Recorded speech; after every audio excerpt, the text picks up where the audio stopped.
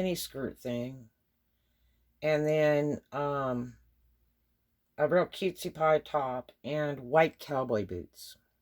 Yep, white cowboy boots like the cheerleaders wear and stuff. And um I made money. I made bank, and I could roll like flames on my heels. Okay? Because you had to go upstairs on those little bitty stairs to that second deck up there in the back, and it was like a bazillion stairs and really steep and really narrow, and it's so dark you had to really watch it or you just fall down those stairs, or up them, and you're carrying drinks up there, a lot of drinks up there, because one table will be like 10 people, and so uh you had to be able to get up and down really quick. You had to be able to get across the club. Now, I didn't serve a lot of people on the front end. I just mainly worked that back room. This right here. The other stuff was all on the bartender up front. So I mainly worked that back room. But I mean, I could go anywhere in the club I wanted, but it's just my money was watching this room like a hawk. Standing here with a tray, and if somebody wanted to talk to me, I had to watch this room. I had to pan it, pan it, pan it. I didn't have to do much with the band guys because they just usually went to the bar to get their stuff. Or Wayne would bring them stuff. But yeah, so I learned that the cowboy boots was the best thing to do, and I could really move quickly and get those drinks running. Now, this place was the quarter tipper place. Okay? Now, don't get funny about quarter tips, because I'm going to tell you about quarter tips. There's a difference between a few quarter tips and lots. This club was the quarter tipping place. They just threw that change on the tray, and I served so many drinks and was so busy that, I was making like 200 a night in quarters. Yeah, not my pay. I'm talking about my tips. So, when it comes Sunday, it was really great because I got all my pay on Sunday. So that was like an extra bonus, but I made good money on rolling those quarters. Okay? I'm not kidding you. It was different than California because I was used to 5, 10, $20, $100 tippers and all that. But this was just a little tiny hole in the wall, falling down, little tiny nightclub. Um, I worked much bigger stuff in California and went to much bigger stuff in California. But I'm going to tell you what, this place, I mean, we sold some liquor in there. We really did. And nothing else was open at night when we were. Nothing. That whole town was vacant. All you had was police driving around. It was just vacant at night. And it was, a pretty decent place back then. Now it's creepy as hell. Most of the stuff's torn down there in Helena, and it's really creepy. But cheers. But that's Varsity Club. Now, Varsity Club went for 9 years. Now, I'm not sure what year he opened it. He had a dinner house before that down on Cherry Street. And I don't think that lasts very long. I think that went 2 or 3 years. That was in the newspaper. They had a big grand opening, and his wife, Jeannie Webb, he looked like a porcelain doll with a 16-inch waist kind of thing. Kind of like a real life Barbie. Was in a big Renaissance type dress, long gown and all that. And it was a big deal when they opened their Southern style dinner house, which was before that. But like I say, it only went a couple years. But the Varsity Club was it. It was it. Wild, wild club. Wild things happened. I learned real quick that this lot right here, this vacant lot, and you could park over there. I would park on the street right here. And the club was over here, and there was cars parked here. And I had come out one night, and my Camaro mirror was knocked off on the driver's side. I was like freaking out when I come out after work or in the middle of work. I might have had to go get something to get my car. And I'm like, oh my gosh, my mirror is broke off my car. Who would do that? And they kind of laughed and went, oh, I had to throw a guy out. And, and this is one of these places where like the customers get involved. And so some big Southern boy probably named Bubba. Um, Everybody was like Bubba and Joe Bob. Um, he'd probably assisted getting a snarly person out. And they got in a fight and they were rolling across the street and accidentally got in a fight by my car and knocked the mirror off. So I learned not to park there anymore. I would park way over there so that my car was not near the front door. And I will tell you about any bar, do not park by the front door. I'm just telling you. I've even had a car totaled in Huntsville, parking by front door of a club. And not right at the front door, like this far over. Yeah, in a parking lot. They totaled it. Backed right into it and totaled it. But, a Cadillac. But anyway, so that's Varsity Club. Wild place. Lots of people came there. Matter of fact, a guy that I ended up working for, like Wayne was like offering to loan me out, was a guy that had a club in Clarksdale, Mississippi. Stephen was his name. He looked Jewish. And he had a really, really neat upper class type of lounge with music. I don't think he ever had bands, but they had a dance floor. And that was a neat place to work. But you had to go to the sheriff's department to register your liquor license to work there as a bartender or waitress. You had to carry your own liquor license. And you had to register that. And I think you paid like $20 or something. And because you were liable. And one of the weirdest things I went through over there at Stevens Club was I had to serve like a 13-year-old in there, because Mississippi has this age-old law that if a woman is in the club with her husband, then you can serve her liquor when she's under 21.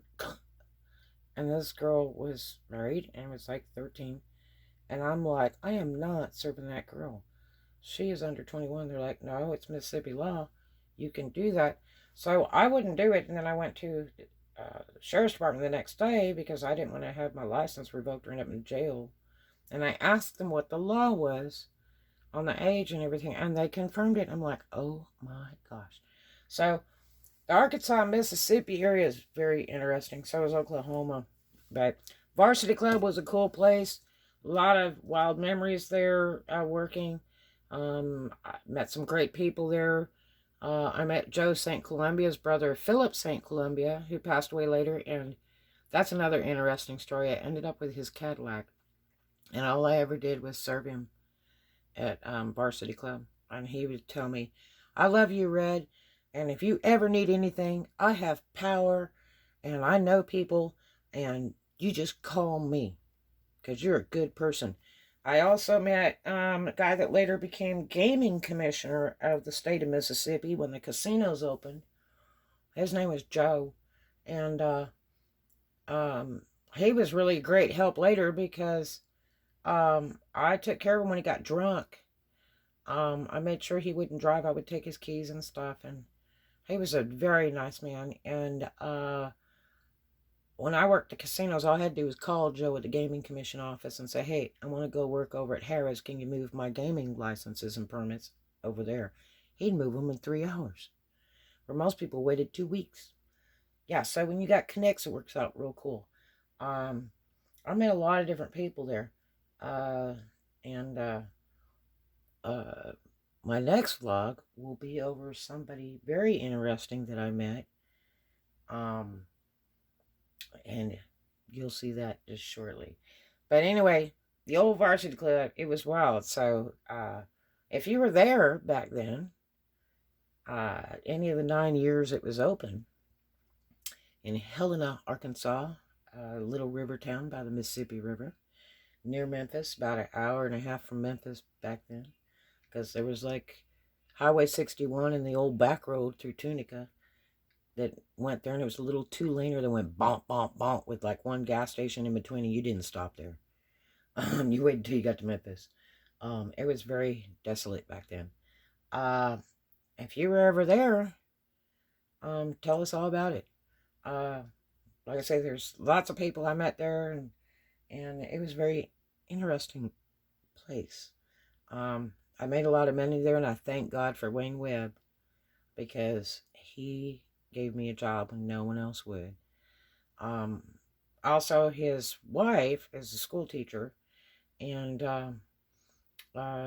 she had met my daughter and told me right off the top she's incredibly intelligent.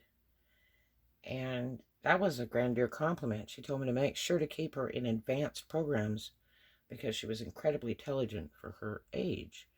Um, and I did so. And she's done, actually, that girl has done very well. She's in the real estate business and has done a couple other things before that too.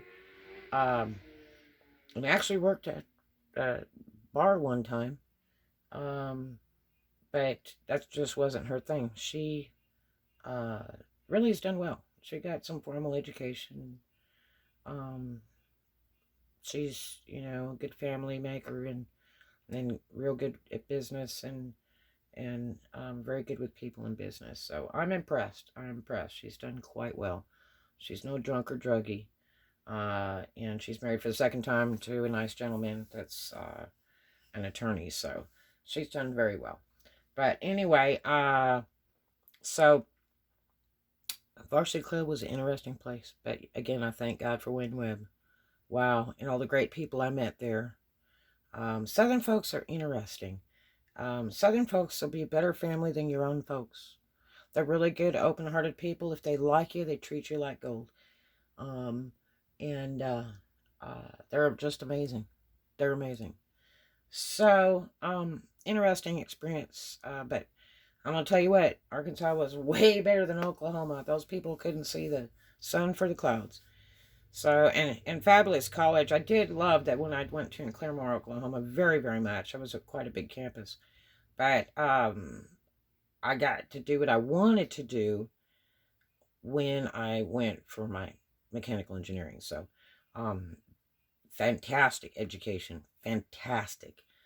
And one of my instructors, Mr. Brian Cunningham, over there at the college, coached Elvis on the football team. And we used to hear cool stories about that. But anyway, I hope you have a great day and enjoyed that. And like I say, comment below if you've ever been to the Varsity Club in Helena, Arkansas, and what year it was. And maybe a funny story about the Varsity Club.